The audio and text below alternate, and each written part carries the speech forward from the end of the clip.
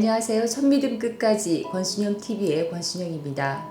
지난 4월 7일 밤은 우리 모두에게 기쁨이고 승리였습니다. 그 어느 때보다도 나라를 사랑하고 나라를 위하는 마음이 하나로 뭉쳐진 국민들의 힘이 권력의 힘을 이긴 것입니다.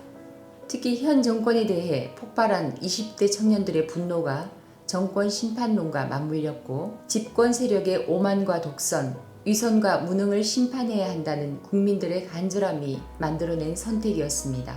20대 청년들의 입장에서 보면 첫째, 일자리가 사라졌다는 것입니다. 청년 실업률이 사상 최고치로 2021년 2월 기준 실업자 467만 5천 명 가운데 청년층은 130만 7천 명으로 28%를 차지하고 있습니다. 또한 소득주도 성장 정책으로 알바 자리가 모두 날아가고 키오스크가 사람들의 일자리를 대신하게 되었습니다. 둘째, 집값을 잡는다더니 근로자가 서울에서 25평 아파트를 마련하는데 36년이나 걸리게 만들었습니다. 근로자 임금으로 20년이면 가능했지만 지금은 한 푼도 쓰지 않고 36년 동안 모아도 서울에서는 내 집 마련을 하기가 힘들어진 상황입니다.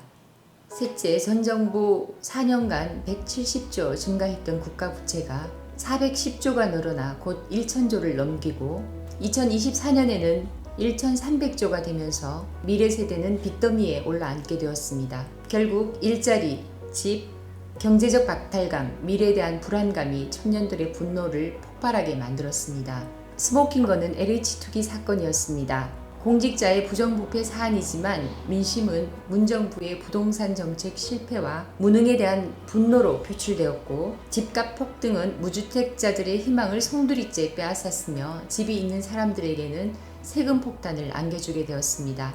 이런 상황에서 임대인 보호를 위한 임대차 3법을 대표 발의한 박주민 의원은 자신의 아파트 임대료를 9% 인상했다는 사실이 밝혀지면서 분노한 민심에 기름을 부었습니다. 그야말로 내로남불과 위선의 극치를 보여주었습니다.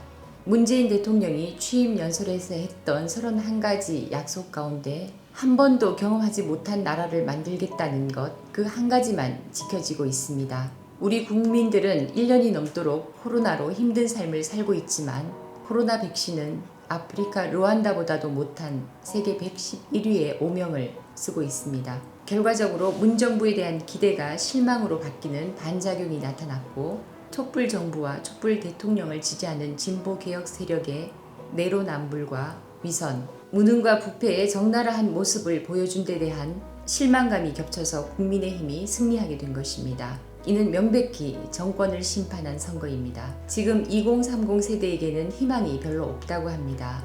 적어도 남은 희망만큼은 빼앗지 말아야 한다고 부르짖고 있습니다. 이제 더불어민주당의 위선과 독주를 막아야 합니다.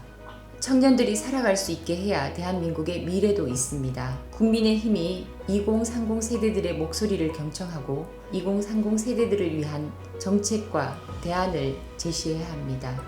이번 보궐선거는 완전한 승리가 아닙니다. 언론에서 분석하고 있는 결과를 보면 국민의힘이 이긴 이유가 민주당이 잘못해서라는 답변이 절반을 훌쩍 넘었고 전임 시장에 대한 심판론까지 더하면 80%에 육박하고 있습니다. 반대로 국민의힘 후보나 정책이 좋다는 답변은 7%에 불과했습니다. 선거에서 이긴 만큼 이제 국민들은 우리 국민의힘에도 엄격한 잣대를 들이댈 것이라고 생각합니다. 그러므로 진정한 승리를 위해서는 이제부터 다시 시작을 해야 합니다.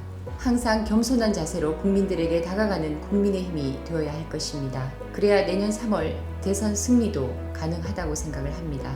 우리 고양시 앞 당협에서도 2030 세대가 무엇을 필요로 하는지 잘 살펴서 정책에 반영하는 역할을 하고자 합니다. 그리고 당협의 문턱을 낮추어 2030 세대가 적극적으로 정치에 참여할 수 있는 기회를 주고 생생한 국민들 또 청년들의 요구가 국정에 반영될 수 있도록 항상 최선의 노력을 다하는 당협이 되도록 하겠습니다. 지금까지 첫믿음 끝까지 권순영TV의 권순영이었습니다. 대단히 감사합니다.